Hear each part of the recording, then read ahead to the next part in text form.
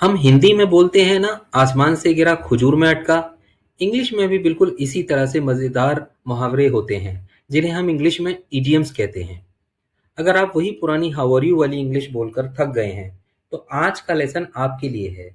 आज हम सीखेंगे वो फ्रेजेस जो आपको एक ऑर्डिनरी स्पीकर से स्मार्ट स्पीकर बना देंगे। तो लेट्स स्टार्ट। जब कोई आपसे बात कर रहा हो और मुद्दे की बात ना करे और इधर उधर की बातें करता हो, तो आप इंग्लिश में कह सकते हैं बीट अराउंड द बुश। अब कुछ इसके एग्जाम्पल्स हम देख लेते हैं।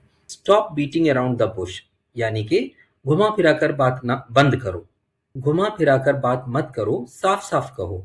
Don't beat around the bush, say it. तुम बात को घुमा फिरा क्यों रहे हो? Why are you beating around the bush? Quit beating around the bush, did you break my phone और नॉट? सीधे सीधे बताओ, तुमने मेरा फोन तोड़ा है या नहीं? Hit the nail on the head. जब कोई बिल्कुल सही बात कहे, you hit the nail on the head, तो हम कहते हैं कि हाँ, तुमने जो है बिल्कुल सही बात पकड़ ली, या तुमने बिल्कुल सटीक बात कही। Exactly you hit the nail on the head, बिल्कुल सही, तुमने एकदम सटीक बात कही है। His answer hit the nail on the head, उसके जवाब ने बिल्कुल सही बात पकड़ ली, या उसका जवाब एकदम सटीक था। नेक्स्ट है सो फार सो गुड। जब काम अभी तक ठीक चल रहा हो, everything is so far so good, अब तक सब कुछ ठीक ठाक है। House work so far so good, यानी कि जब कोई आपसे पूछे कि काम कैसा चल रहा है, तो आप कहें अब तक तो सब बढ़िया है, या अब तक सब ठीक ठाक है। तो वहां आप कहेंगे so far so good. The plan is so far so good, योजना अब तक की तो ठीक चल रही है। We are safe so far so good, हम सुरक्षित हैं, अब तक तो सब ठीक है।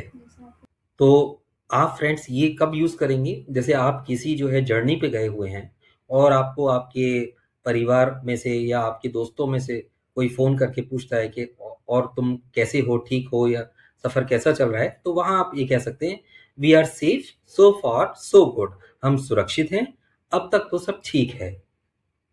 Life is so far so good, जिंदगी अब तक तो अच्छी कट रही है। नेक्स्ट है let the cat out of the bag. राज मत खोलना, सीक्रेट बाहर मत आने देना। इसको इंग्लिश में आप कह सकते हैं don't let the cat out of the bag. Next example देखते हैं इसका। Who let the cat out of the bag, ये राज किसने खोला, जब बात किसने लीक करी। नेक्स्ट है barking up the wrong tree, गलत इंसान पर शक। You are barking up the wrong tree, तुम गलत रास्ते पर हो, तुम गलत इंसान पर शक कर रहे हो। Don't bark up the wrong tree, गलत दिशा में मत सोचो, गलत इंसान को दोष मत दो। You think I hid your keys, you are barking up the wrong tree, तुम्हें लगता है कि तुम्हारी चाबियां मैंने छुपाई हैं, तुम बिल्कुल गलत इंसान पर शक कर रहे हो। बेटर लेट देन नेवर, देरी से सही पर काम होना।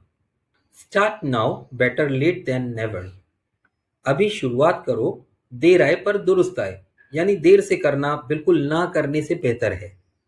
यानी कि जैसे आपने अब इंग्लिश सीखना शुरू किया है, तो मैं आपसे ये कह सकता हूँ कि बेटर लेट देन नेवर, क्योंकि देर से शुरू करना उससे बेहतर है ना करने से। Easy does it, move slowly, आराम से करो, धीरे चले। Easy does it, don't rush, आराम से करो, जल्दबाजी मत करो। Easy does it with that box, उस बक्से को आराम से उठाओ, सावधानी से। यानी कि उस बक्से को आराम से उठाओ, या उस ग्लास को आराम से उठाओ, या उस चीज को आराम से उठाओ सावधानी के साथ। तो वहां आप यूज करेंगे easy does it with that, जो भी चीज है, बॉक्स है या कोई भी चीज है वो, जिसमें आपको ये खतरा होता है कि टूट सकती है या वियर एंड टियर आ सकता है, वहां आप इसको यूज कर सकते हैं।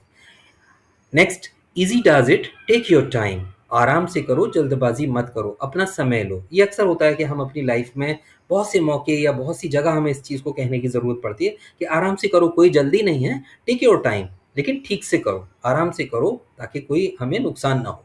सो नेक्स्ट इडियम है the ball is in your court, फैसला अब आप पर। अब इसके एग्जाम्पल से हम ये समझ लेते हैं। Decide, the ball is in your court. फैसला करो, अब सारा दारोमदार आप पर है। होता है ना फ्रेंड्स कि हम ये कहते हैं जब डिसीजन किसी और को लेना होता है, अब हम उसके सामने ऑप्शंस या अपना ओपिनियन रख देते हैं और फिर हम ये कहते हैं कि now decide, the ball is in your court. अब आपको ये फैसला करना है, ये अच्छा है या बुरा है, ये आपके लिए फ़ायदेमंद है या आपके लिए नुकसानदेह है, फैसला आप पे छोड़ता हूँ। तो आप वहाँ ये कहेंगे decide, the ball is in your court. I am done, the ball is in your court. मेरा काम पूरा हो गया, अब फैसला आपको करना है। अगर आपको इन इडियम्स का मतलब समझ में आया हो और इनका यूज़ मैं आपको किसी लेवल तक समझा पाया हूँ, तो आप मुझे कमेंट में कोई भी अपनी चॉइस का इडियम का एक सेंटेंस बना करके मुझे कमेंट करिए और आप इस वीडियो को शेयर करिए, सब्सक्राइब करिए और लाइक करिए। See you in the next video. Thank you very much.